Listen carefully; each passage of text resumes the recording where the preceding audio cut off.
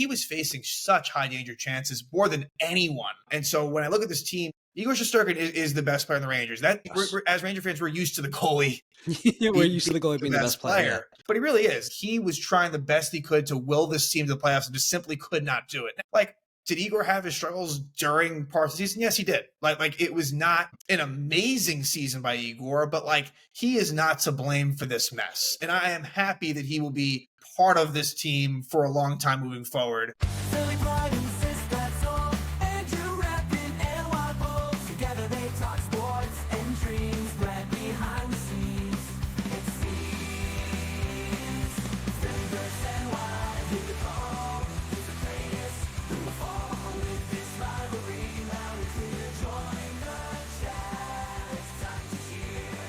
Sports and culture all in one. Catch the fire, feel the fun. Andrew Sistad, glad unite. Philly NY in the spotlight.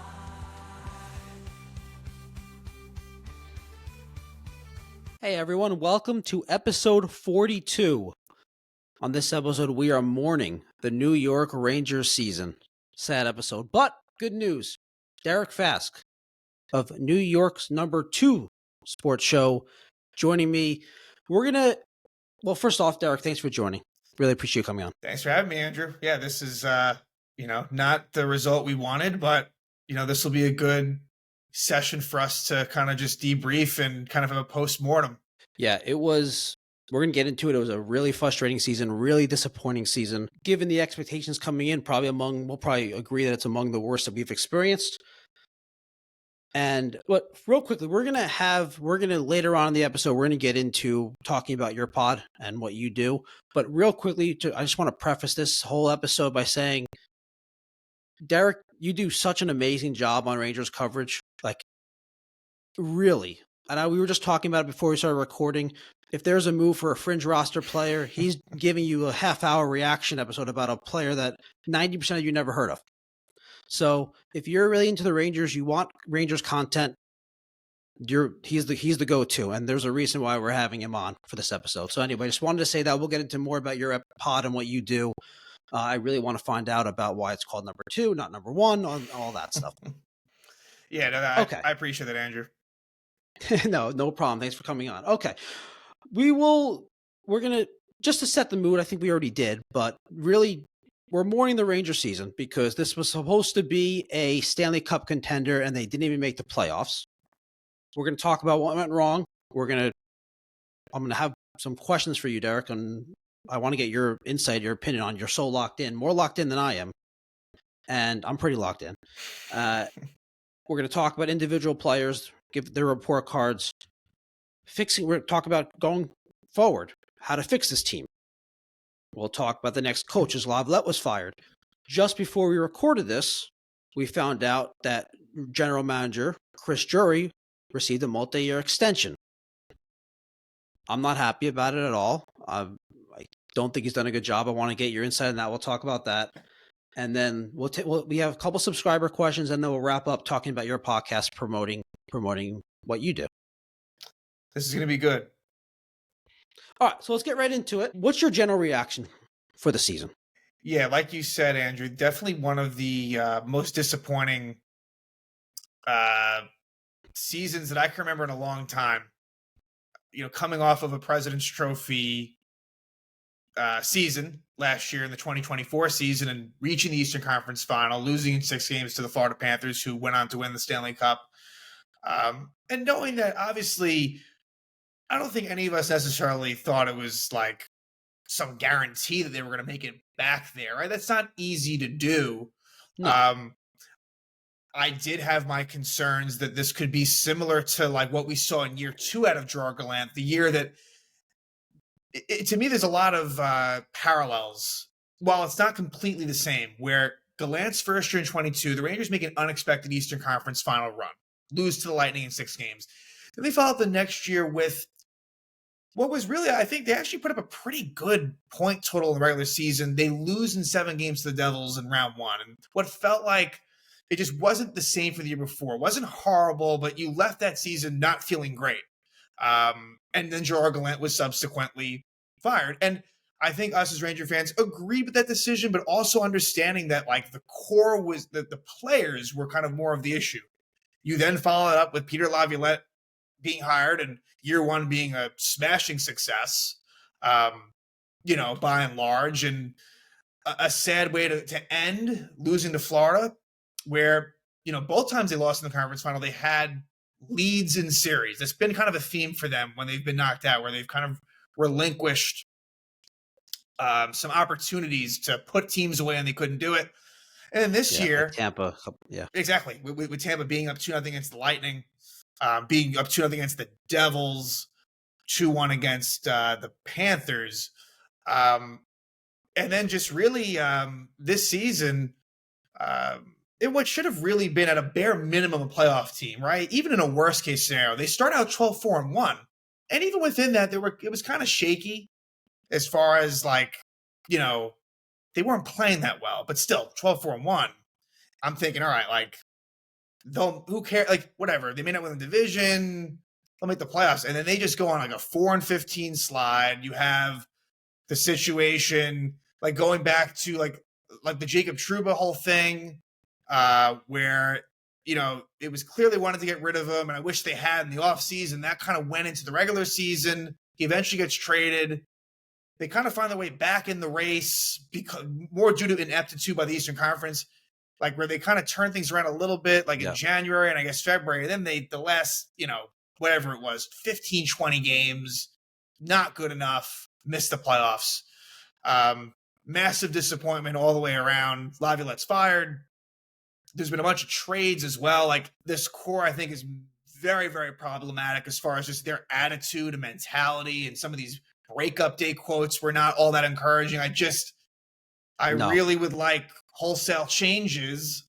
I don't know that we're going to get that fully, but like it's tough and now Chris Drury, he's going to be now hiring his third head coach. And really like he was there it's not his fourth because it was Jeff Gorton when David Quinn was hired, but he was in the organization. Like, I just feel like he has a lot of rope with Jim Dolan. So those are kind of my expansive kind of thoughts on everything at the moment. Dolan has a history of this. This is what he did with, like, for the Knicks, Isaiah Thomas. He did this with Glenn Sather. Like, he just has his guys that he likes. He trusts them. And then the guys he doesn't trust, he just gets rid of. Like, I don't know, like, well, why get rid of the Jeff Gordon, John Davidson tandem they're the ones that built this roster. The one that made won the President's Trophy, the one that made 2 conference finals. They're the ones that pretty much built that roster. Drury took it over and made some tweaks here and there. Why move on from them? And yet after they built and put this team in this franchise in a good position, and now you're just extending the guy who's kind of messed it up. I mean, at least from my perspective. Yeah, like you said, and like that's the scary thing, like with Dolan, is that he puts his faith in like one person. Like, and Glenn Sather on the hockey side has been that. And I honestly wouldn't even be surprised if Sather, even though I believe finally now in the last couple of years, he's no longer having a position with the team. Like, even after he was president and GM, he was still like a special advisor. Like, he was still, which is scary to me. And I have a feeling that even now, like, he's in Dolan's ear, Dolan probably, because I don't think Dolan is fully confident in what he's doing. And so he basically has like, I guess in some ways, like you said, Isaiah Thomas, I guess Phil Jackson for a time was someone that he probably trusted. And that was kind of my thing with Drury, is that it was one of two things was going to happen. Either he has full faith in Drury, like that he can do no wrong, or there would be so much like uproar and backlash where we've seen Dolan kind of be quick on the trigger and get rid of someone, like kind of what we saw with Davidson and Gorton, where like that kind of happened at the time. I remember, my show, like that was kind of in the infancy of my show. And that was like really that was a pretty sort of like the way it happened was pretty shocking. Now we can or cannot get into that as far as why they did that, if that was right or wrong. But it seems like Chris Drury is going to be here for the foreseeable future. It does seem like that. It was definitely a statement for sure. One that I'm not surprised about either, right? Like, I mean, that was pretty much the writing. Did he have 1 year? Did he have 1 year left on his deal? Actually, it's not known, right? It's like I don't know what the contract details were. I guess I would assume that he probably would have maybe only had about a year left on that deal. That would make sense. It would make sense that you'd extend him then, because you're asking a GM to kind of build for the future. So you want that person to feel comfortable in their role. I mean, that part I get.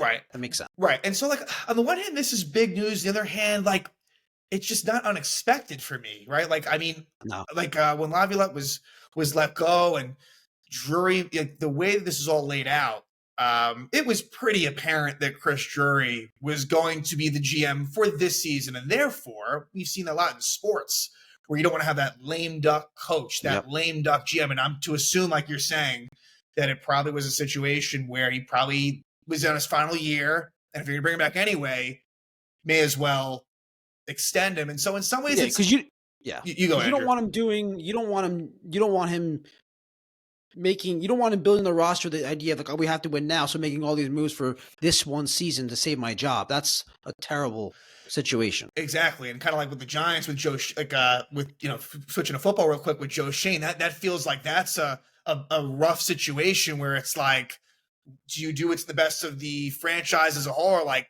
keeping my job safe? So while I don't like that Chris Drury has been extended, in some ways this is somewhat like semantics. It's two things at once. It's a big statement for sure that Drury is the one in charge of making moves, but at the same time, like, this isn't terribly surprising either.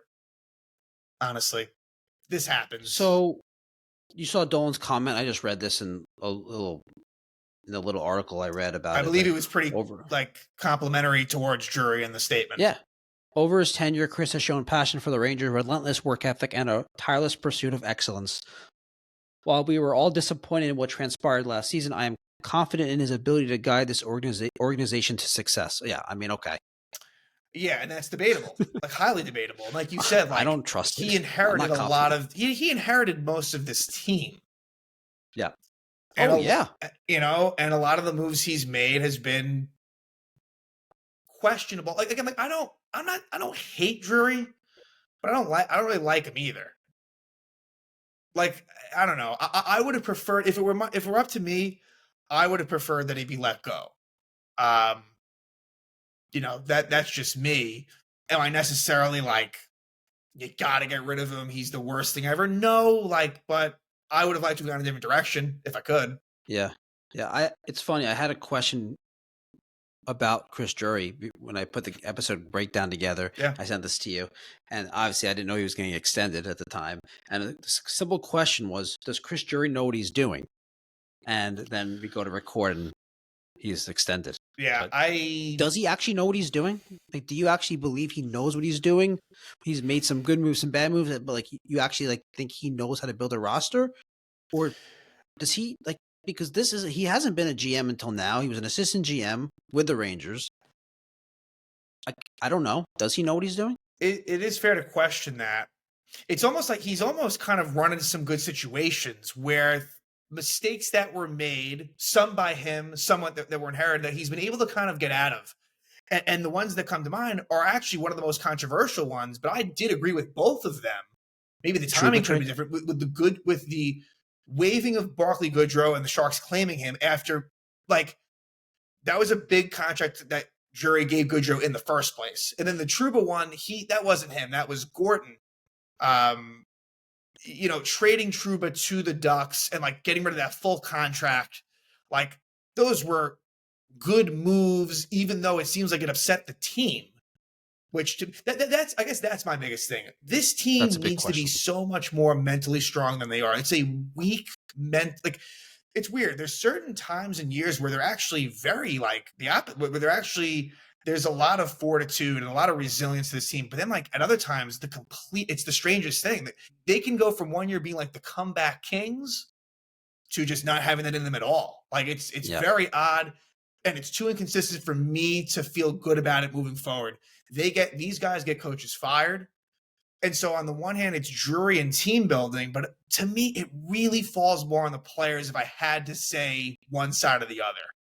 So they're connected together on the one hand, but like these were a lot of players that Drury inherited like a skilled group, but one that A is getting older, and B just seems like they're kind of flimsy in terms of like the dedication and the effort that they're going to pour in seems very questionable to me year to year. And you know what? Honestly, next season with a new head coach, I wouldn't be surprised. And look, well, who knows what the hell the roster's going to look like? Yeah, But I wouldn't be surprised if they do like kind of have a resurgence again. Based I agree. on, you know, like you see that in the NHL all the time. you do. Yeah, more than any other sport, you see a team go from great to bad, back to great. It's when I think about this season, dude. I think that so many things went wrong at the same time, and we're going to get into all the players: Mika, Kreider, Igor's injury. Like so many. I mean, Lafayette. So many things went wrong. But I want to go back to something for a second. You mentioned the Trouba trade. Do you think that's what lost the locker room? That's what really started, because they were already not playing well at that point. Do you think that had something to do with where it really this season was kind of lost, or do you think it even happened before that? I think where things got messed up, where Drury messed up big time, was he needed to make that deal in the offseason because he could have he didn't take it to the fullest extent, right? Because nothing it wasn't like contractually anything changed. He, I guess, felt like, all right, like Drury did the best he could to block certain spots.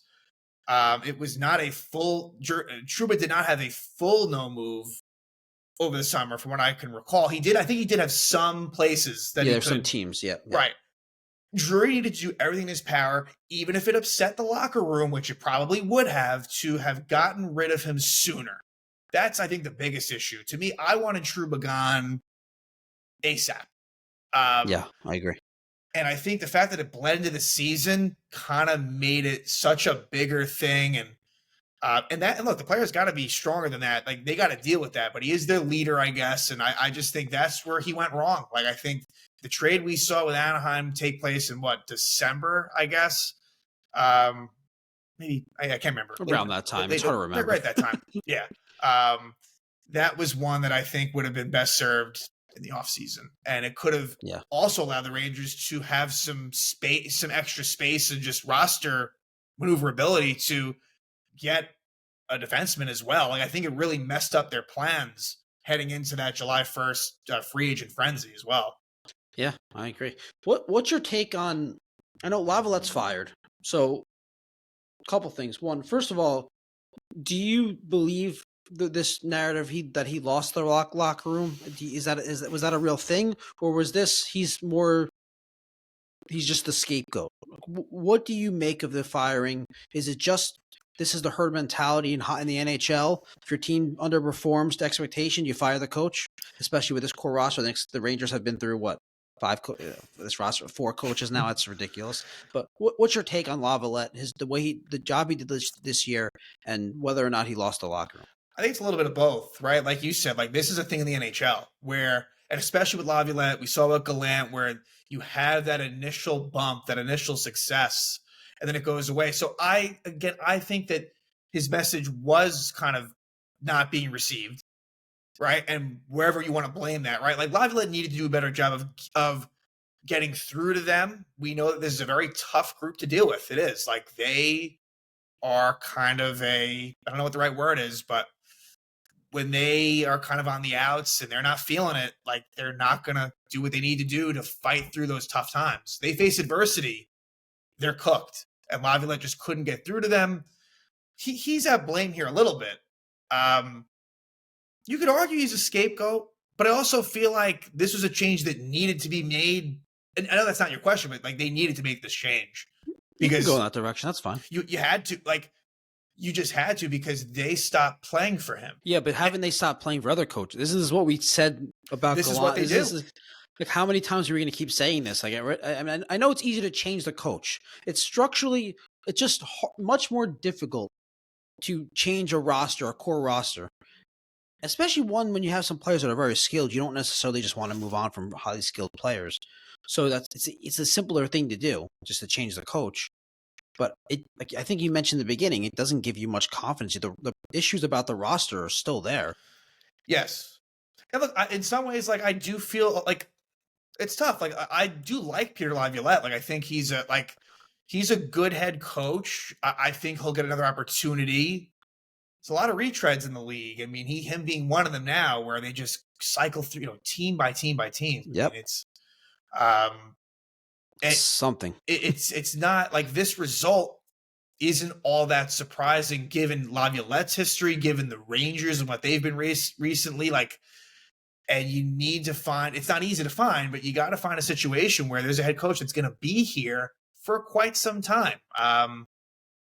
There aren't that many head coaches in the league that you have that with, right? This is the thing, it's really the shelf life as an NHL head coach. It really is about 2 to 3 years, it seems like. But yep. Laviolette is in some ways, let's just put it this way. It goes Laviolette is lower down on the list of problems with this team.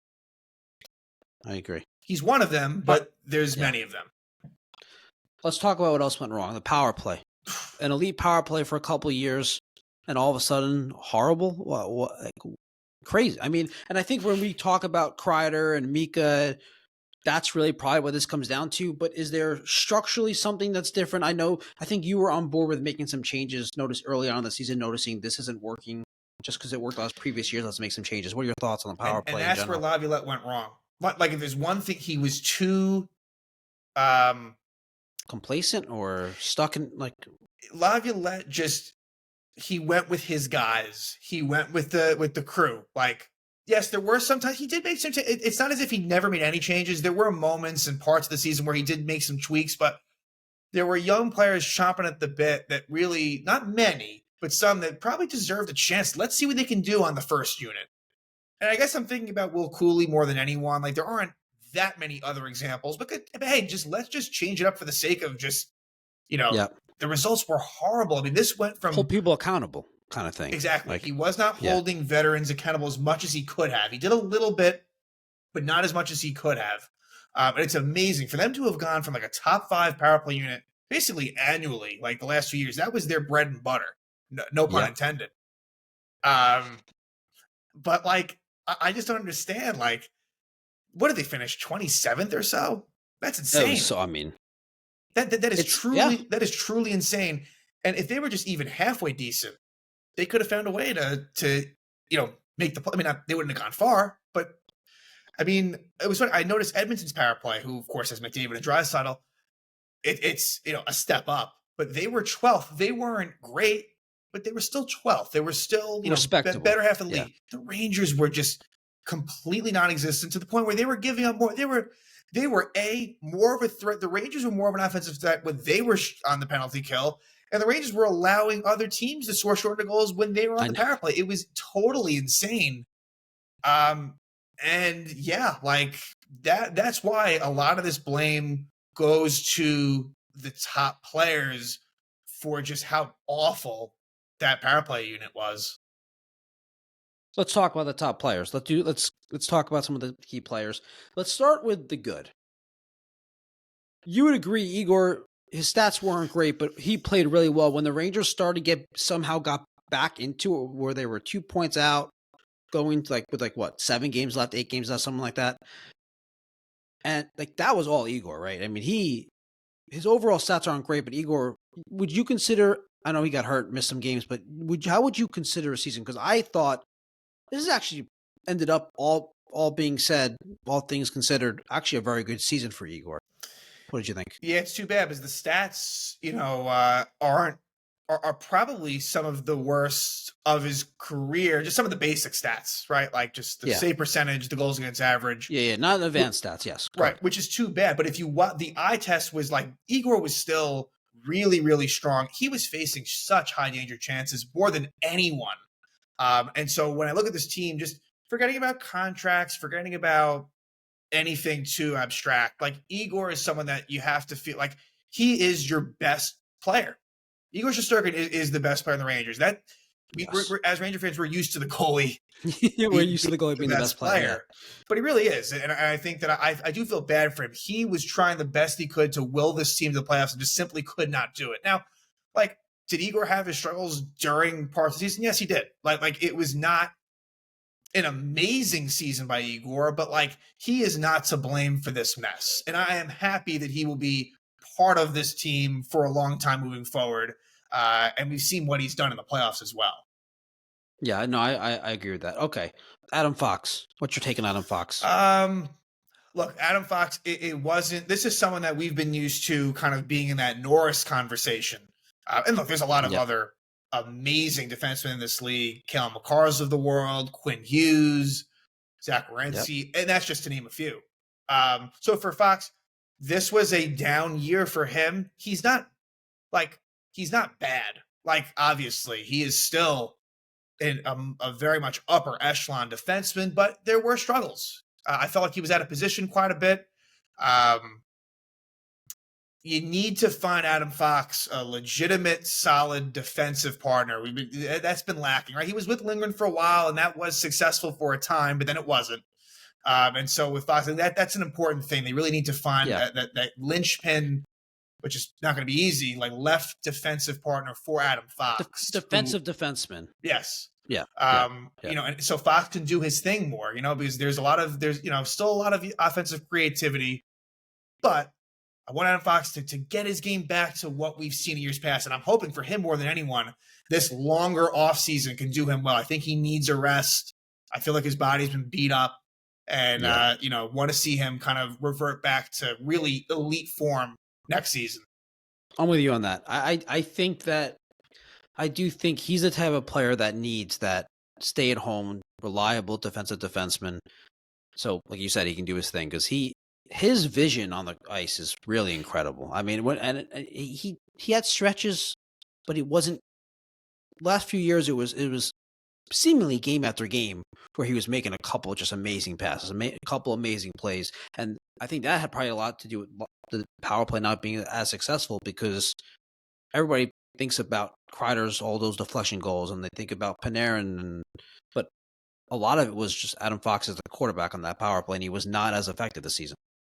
Yeah, and that could be, look, teams kind of figuring him out more, right? Like that could be a little bit of that going on too, where they're noticing his tendencies, and Fox's IQ is through the roof, so he's usually able to outmaneuver and outsmart you, but he may have to go back into his, bag of tricks and like, again, like Fox, like you said with Igor, like Fox is a core member of this team.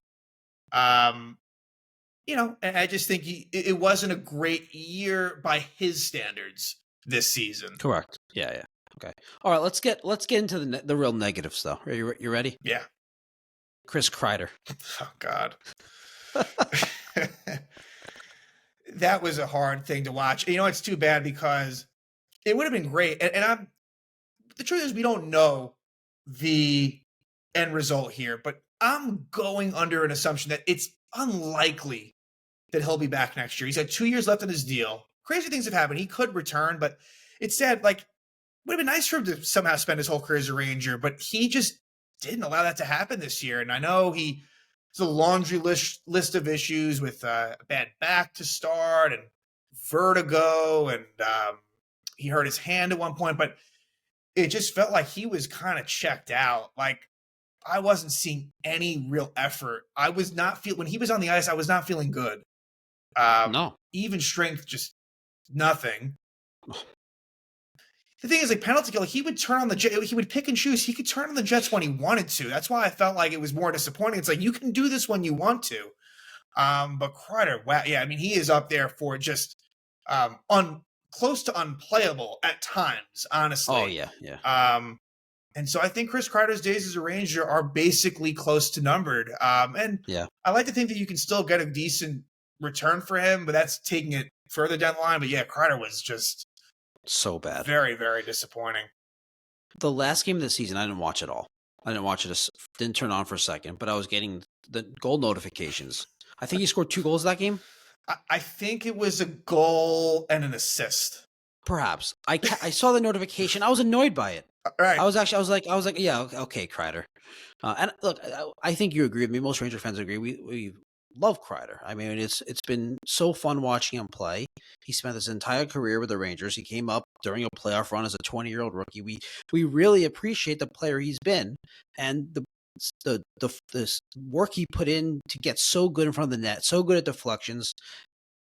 The 50 goal, he became a great goal scorer out of kind of nowhere. Like he was a good goal scorer, but all of a sudden became this 50 goal, 40 plus goal scorer. But yeah, this year he was. I mean, and you can. I don't want to. It's hard to talk about how bad Kreider was without talking about this next guy. What is his best friend Mika? Yeah, his best friend Mika Zibanejad. Which one was worse this year? In the end, as a whole, I'll say Kreider. Zibanejad was the first It's not few a compliment months. to Mika. No, it's not. The first few months, Zibanejad was like poster child, like number one worst. I'll give him a little bit of credit. He did, and if you want to say it coincides with JT Miller, like that probably is true. Zibanejad was better on the wing than at center. So Mika seemed like he did give a shit like down the stretch. His breakup day comments were annoying at the very least, like infuriating at the most. Like I didn't see that. Zibanejad basically was putting some blame a little bit on like upper management and like not taking enough, there was enough accountability. Yeah, he was saying like, oh, like, he wasn't being direct, but it was kind of a shot at like Drury in terms of, I think, how things were handled. I think with the Trouba situation, again, reading between the lines, and Steve Laviolette had a response on Twitter to that as well. Again, like it wasn't direct shots fired at Zibanejad from Laviolette, but it was pretty much, insinuating that like Mika, like it's a bad attitude to have. Like, and I wish that, I think Zibanejad cares, but there's like this entitled attitude. There's this kind of country club attitude, and it's led by kind of, unfortunately, the players that we've known them, Kreider and Zibanejad are the two longest tenured Rangers. And I just think that, I don't know, them as leaders, it's not the best. And at least with Mika, he would answer questions game after game after game. Kreider, we didn't even see him. Like Kreider he was not available to the media ever. It was off. Honestly, it was, I don't know. So for me, they're both in a similar bucket, but Kreider was worse. But I don't want that to make it seem like I'm defending Zibanejad either. So yeah, no, I know, understand. It kind of like, it just makes me think of like, you have like, we've all done this at a job or two where you have a coworker you trust and you just destroy the company to make fun of your coworkers all the time. That's probably what they were doing. Just destroying, talking shit about Chris Drury, and that's not good. No, if that's the case. I completely fabricated that, but if that is the case, I mean, the way they played, it didn't seem like they were very unhappy. It seemed that way, and I know like the whole like the whole memo thing where Drury put out the memo got leaked or whatever, and Trouba and Kreider were the names that came out of that. But it's like even still, right? And that was not great at all. Believe me, but still, like you gotta just be able to deal with that, Kreider says a lot of the right things. He does, but like, you're not really putting that to action at all. It was just really, really hard to watch. And I just feel like he sealed his fate as far as his future with this team. Like, it was bad enough to the point where it's like, this guy's gone. Like, there's no other way to it. Let me list a few players. Tell me if there's anything that really jumps out at you. I think these are all players that I think we'd mostly agree were disappointing to different extents. Keandre Miller. Yeah. Alexis Lafreniere. And Vinny Trocheck. Okay, so Miller, his future's interesting. I think it's very much in question whether he'll be back. That's kind of is he restricted free agent? Restricted, yeah. And so he might be back by like somewhat necessity because the defense right now, it's like, it's just, you don't really know exactly. It's it's not a great situation there, but Keandre has been frustrating to the point where honestly, I'm not saying like, kind of like how I felt with Drury. It's not like I'm saying like, oh, like has to go at all costs. But if I had my choice, Keandre Miller would not be a Ranger moving forward. That's what I would want to have happen. I would like him to be gone. He is what he is at this point, right? Like the physical tools are there. The upside has always been there, but like the inconsistencies, the turnovers, just lack of physicality, lack of real drive and determination, it feels like from him at times, is just very frustrating. It feels like you just go through games where he's just kind of coasting. He's just coasting through shifts. Right. Yeah. And I don't want to look like Keandre. Look, I don't want like, we never know the full story, but I agree. It comes off that way. And so with Keandre, very disappointing season. There were some good moments, like him and Will Borgen, like there were some good moments with them as a pair, but Keandre, I don't know. He is what he is. At this point, the sample size is enough that we kind of know what type of player he is at this point. Yeah. Okay. Anyone else there? Did I laugh? Lafreniere, extremely disappointing season after I thought a corner was turned after the second half of last year. The playoffs, he was like fantastic. And then even the start of this year, he was good. So good. First like 10 games or so. Unbelievable. I'm like, all right, this is great. And then he got the extension and then he shit. That's not great. The fact that he was, they give him this contract. I think it was a 7-year extension. And at the time, I remember saying, like, look, this could end up, if he is going to be playing as he's been lately, this could be great. And it goes the other way. So, again, he's another one of those guys where it's like, where is your head at? Like, he just seems immature still. He's getting a little bit older now. He just doesn't seem like, I thought that this was a player that maybe could wear a letter. And maybe he still can at some point. But, yeah, this was, it's crazy. He still had the second most even strength points on the team, which is nuts. But Lafreniere, they went through a lot of stretches where they couldn't score, so it's not saying exactly. much. Yeah, it's not a compliment to him. It's more of a bad thing to the other team. But yeah, now I guess we'll segue into Trocheck. That Panarin, Trocheck, Lafreniere line was very good last season. One of the best in the league. So good last year. Yeah. I couldn't stand it this year. They barely played any lick of defense. They were cheating for offense the whole time, and the results just simply were not there much. And so for Vincent Trocheck, I admire his game. He's he's going to be here.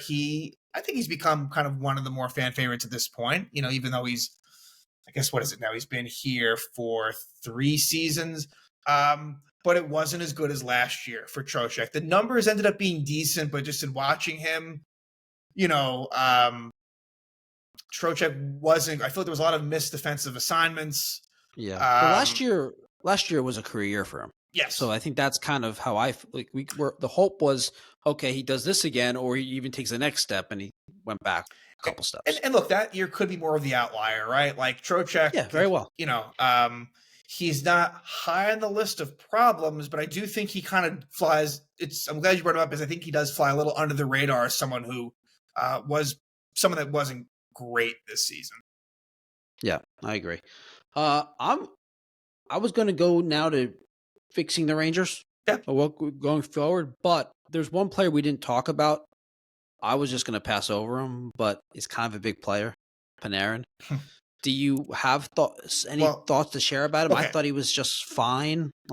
So I'm going to say it, just first off, and again, we don't know the full details, but the situation with him and the Rangers social media girl that occurred. Yeah, that's bad. That's not good. That's not good. It also makes me not want to root for him. Definitely. So there's that. Definitely. Look, he's a skilled player. He's really their best and most talented forward on the team by far.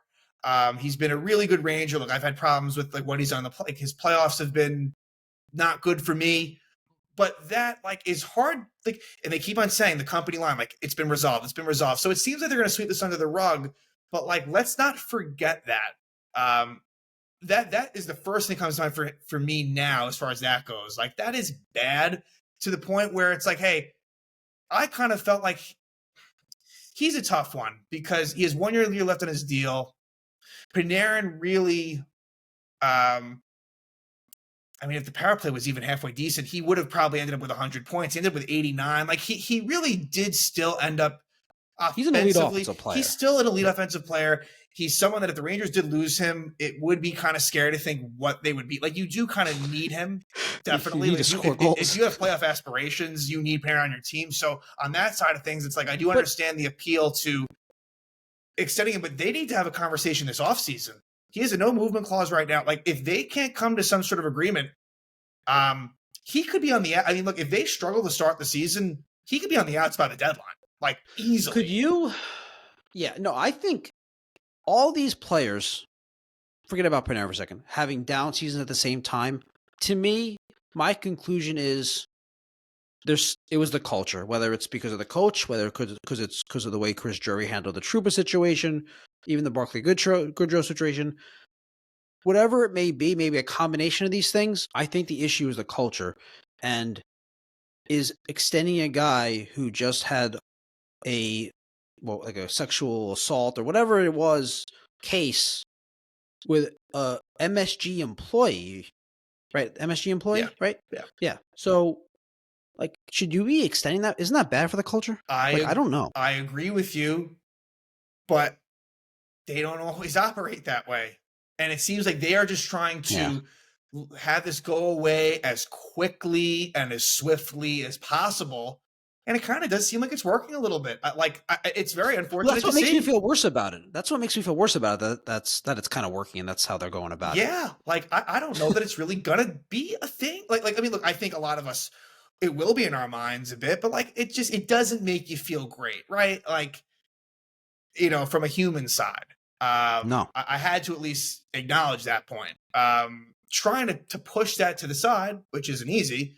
Like, I don't know. As far as like if the right deal is out there, I would explore that trade possibility. But also, I understand extending him could be sensible. Panarin does seem like he's someone that really does like being a Ranger. Like, I don't think he'll try to bend them over backwards. They just gave him a huge contract this past one that's on its last season. So yeah, they helped them sweep up this thing under the rug. Right, exactly. Yeah, they're trying to keep his reputation squeaky clean. So the relationships between front office and Panarin seems decent. It's an interesting situation with him. And I would expect him to be on the team come opening night next season. But beyond that, I don't know, because I think he's going to need them to do well, because if they don't, how could you not think about trading him by the trade deadline? Like, that'd be just malpractice. I mean, you'd have to. You don't want him to walk for nothing. Yeah. So, by the way, I think it was sexual harassment, not sexual assault, right? I think that was the actual lawsuit or claim or whatever. Unless I'm wrong. Yeah. It was bad. Okay. But again, like, it's like, whatever. I don't know. It's that could be a whole other conversation, but yeah, for sure. It just doesn't, again, from what Katie Strang reported, it just didn't sound like it was a good situation. And, Panarin at the time, his wife was pregnant and a young child. Like, I don't know. Like, oh my God. Just, yeah.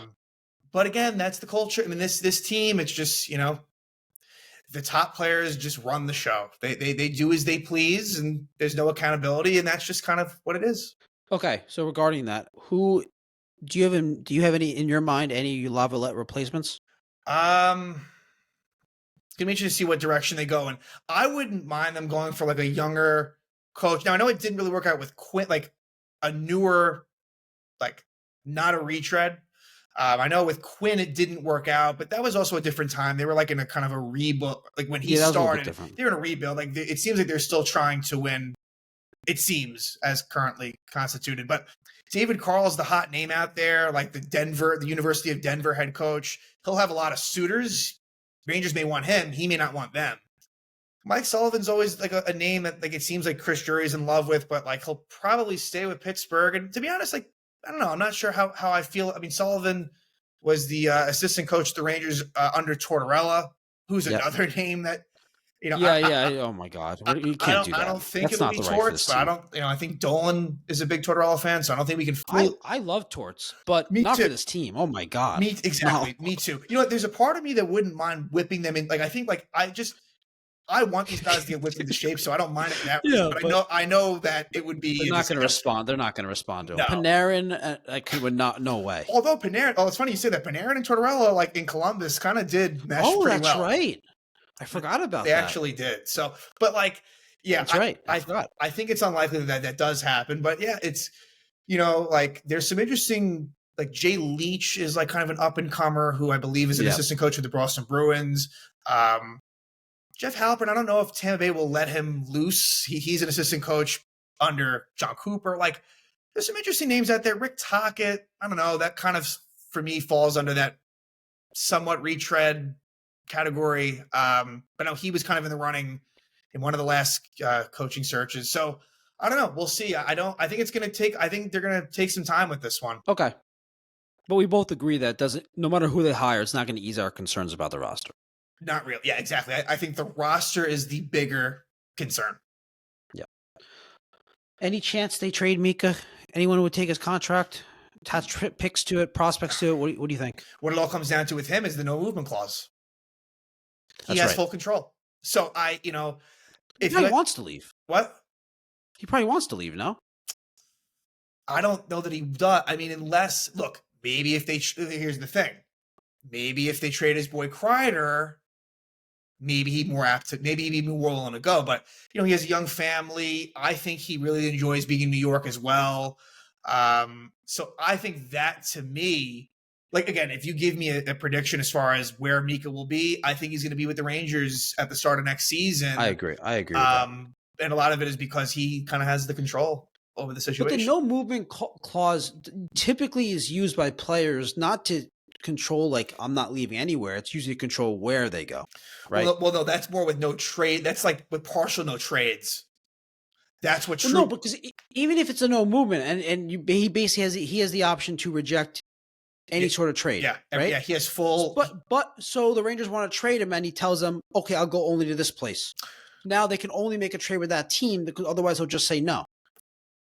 Right. I mean, right. That could happen where because as of current, they need to go through him, in order to do anything. And I suppose that he could waive the no move if he was to say, hey, this is a situation that I actually don't mind. So that can happen for sure. It makes it trickier for the Rangers, though. You have to do say he wants to go to one team in this hypothetical situation, then you have to find a way to make the salaries work, and you basically have to give them whatever they want because exactly it puts you in a very, it's not going to happen, right? Leverage wise, it puts you in a tough spot for sure. Yeah. So yeah. Mika, I think for better or worse, is probably going to be here. Any realistic ideas you have in terms of free agency, trade market, anything that you're hearing that you've seen? I know it's, we're in the playoffs, the offseason hasn't even started yet. So anything that's jumped out at you, though? I feel like you're going to have to kind of go through the trade market in terms of because, again, it's that left. If Zibanejad's on wing, you do need another center, right? You have Miller, you have Trocheck, but you're going to need whatever you want to call it, a third line center. You're going to need to find that. And that's not going to be so easy to find. What's going to be even tougher to find is a left defenseman with Fox. Which does not exist on this current roster. And the free agent pool isn't amazing. There's Gavrikov who's on the Kings. I believe Provorov on the Blue Jackets. There's probably a couple other guys as well. So to me, somehow I feel like that's going to have to happen via trade because I don't know that the free agents are that great. The Rangers should have, depending on what they do, they could end up having a decent amount of cap space. Not an incredible amount, but enough. But I don't know, in terms of the names out there that they could get via trade, but I think that's the route they may have to take. I'm looking at the defenseman on the free agency. 40-year-old Brent Burns. Right. No. There's Orlov. There's Ekblad. Ryan Lindgren. Yeah, we're good on that one. Jeff Petrie. It's not great in terms of UFAs, and there's a bunch of restricted free agents, but yeah, I mean, I think plan on those guys being that's the thing. It's going to be tricky, as far as what they do, and maybe somehow they make a trade involving roster, maybe a roster player trade that somehow brings in, a good player. If they somehow traded, again, it's a long shot. I don't think it would happen, but if you traded a Lafreniere, and in return you get a good young NHL player. I don't know. They're going to have to be creative as far as what they do. Yeah. No, I'm with you. I don't expect this to be a one off-season turnaround, although, like we were saying in the beginning, in the NHL, this does happen. Teams, you just get different performances from the current roster. So if they ran most of the roster back, they could surprise us. And especially with Igor being better, even better, they could make the playoffs and be a decent team. I mean, I don't think it's impossible. Right. On the one hand, to me, this roster is on the verge of it could really kind of fall apart. relatively quickly at this, but also like there is enough talent and some moves that can make them a team that could certainly, be a playoff team. They're at a weird spot right now. Yeah. All right. All right. We wanted to do a hard stop in about 10 minutes. So let's go through the subscriber questions here. Great. All right. At Alex Milson, can you think of a worse Rangers season over the past 20 years? I can't. It's been like just based on the expectations, like we talked about in the beginning, right? Right. In terms of just pure expectations, yeah, this is the worst one. Now, like it's not the worst roster, right? No, like no. a couple, I kind of said, like a couple of those David Quinn, those 2018, 2019, that era, like those weren't great teams, kind of by design. But the very end of Lundqvist's rebuild era. Yeah. Right, exactly. Like around when they sent out the letter like that, those weren't good teams, but you knew it. Like, and the Rangers fans were very much on board with that. So this feels like it was the worst in the last 20 years. No, it's the expectations were so high, and it feels like even though we said that they could bounce back next year, it feels like this is bad. Mika, Kreider, this is bad. So you're getting your core is getting older and older, and the younger players, there is some have not stepped up. Right. I mean, there's some guys that have been okay, but there's a lot of question marks. They haven't elevated themselves for sure. All right. At Haley S_92, how many head coaches are we going to give this core roster? We kind of talked about this, but apparently we're going to give them about like 6 or 7. It's insane. It's insane. Most general managers aren't allowed to, hire their third head coach, and that's what Drury is going to have here. Not even including Quinn, right? Like that. I won't. That wasn't him. That wasn't him, but it was this roster. Kind of. Right. So we can include them if we want, but I'll be nice and say no. So he hired Gallant, he hired Laviolette, and he's hiring another one. And he's very lucky to be doing that because that doesn't happen often.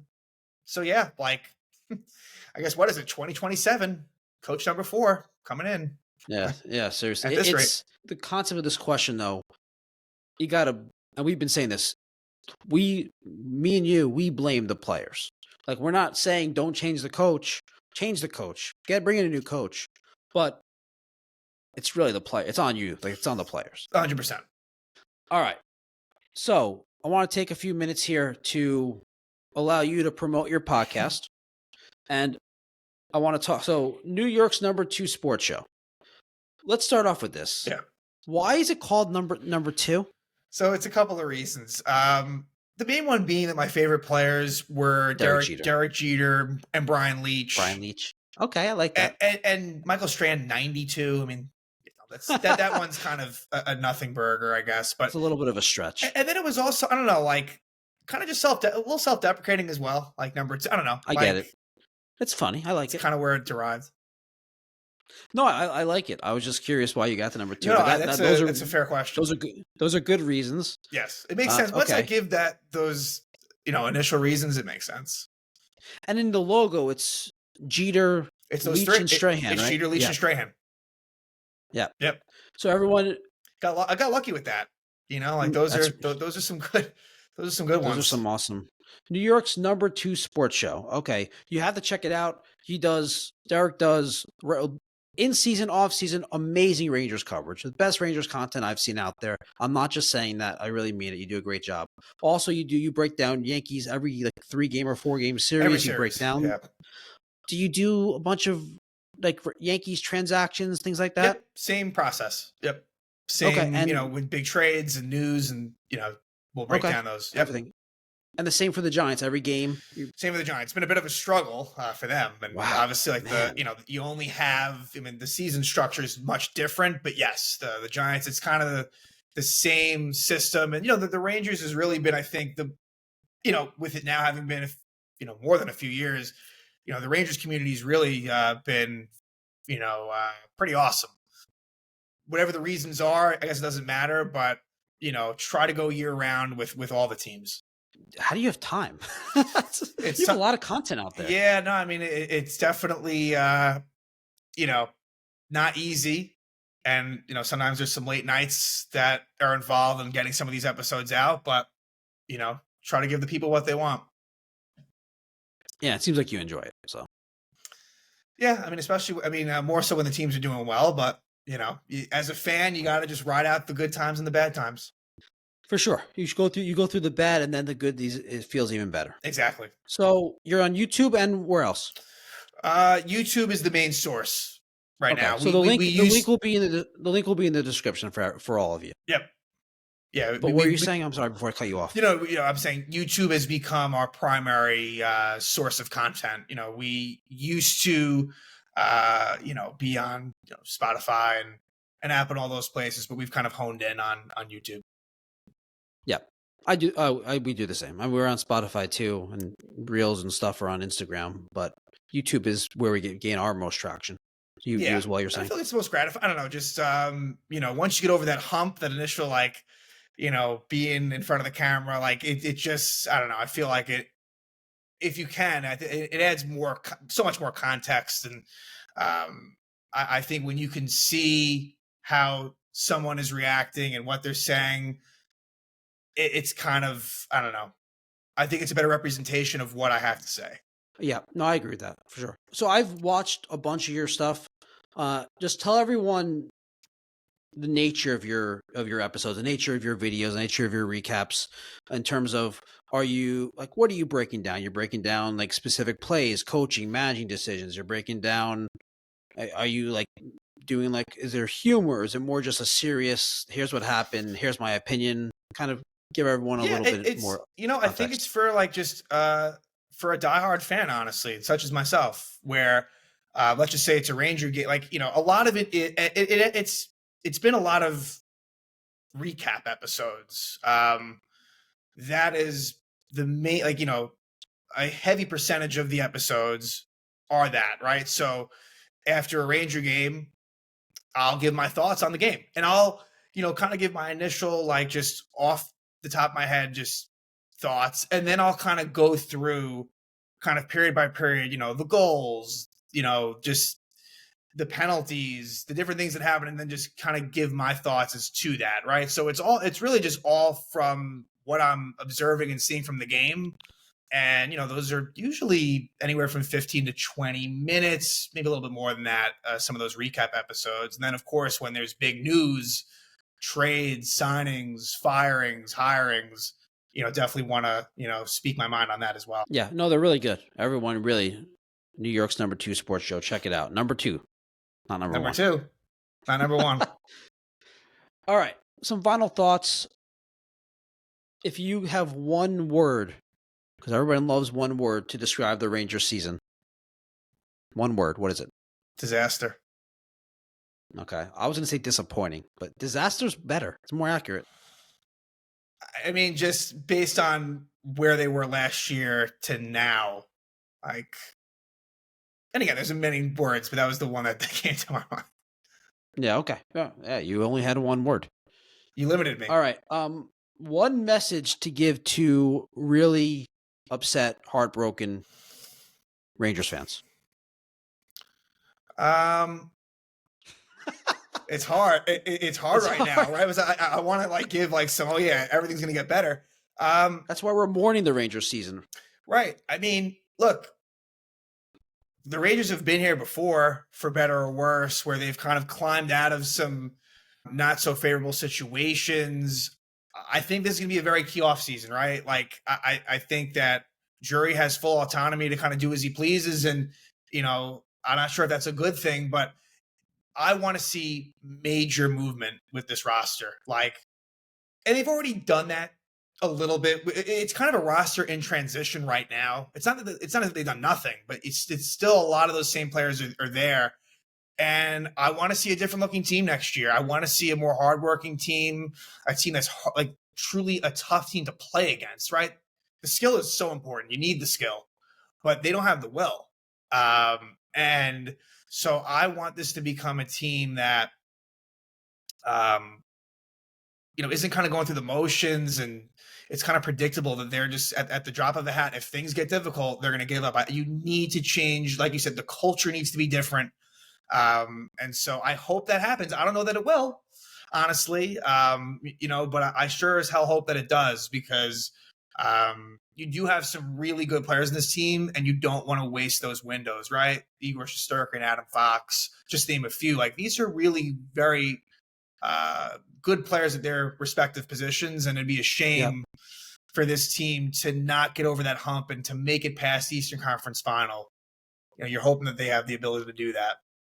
Yeah, they definitely have, between Igor and Fox, and to a lesser extent Panarin, they have pieces there that give you hope.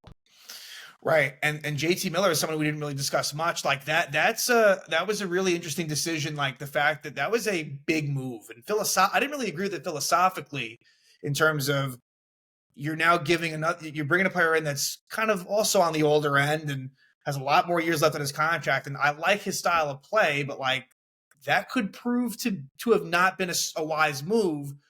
Or it could be like, wow, that was just such a big time change, the way that they play the game. So, like, again, it's a different, this team, hopefully it's trending in a different direction as far as style of play, because skill is not enough. They need, I'm tired of the East-West mentality. They need to really play a harder brand of hockey. Yep, I agree. That's what cost them against Florida. So, yep. All right. Well, Derek, thanks for coming on. Really appreciate it. Thanks, Andrew. It was a pleasure. Everyone, sorry about the Ranger season. Let's go Rangers. Silly pride insists that's all. Andrew Rappin and Wild Bulls. Together they talk sports and dreams right behind the scenes. It seems Silvers and Wild, who the call, who's the greatest, who will fall with this rivalry. Now it's clear, join the chat. It's time to cheer. Sports and culture all in one. Catch the fire, feel the fun. Andrew, Sis, that Brad unite. Philly and Y in the spotlight.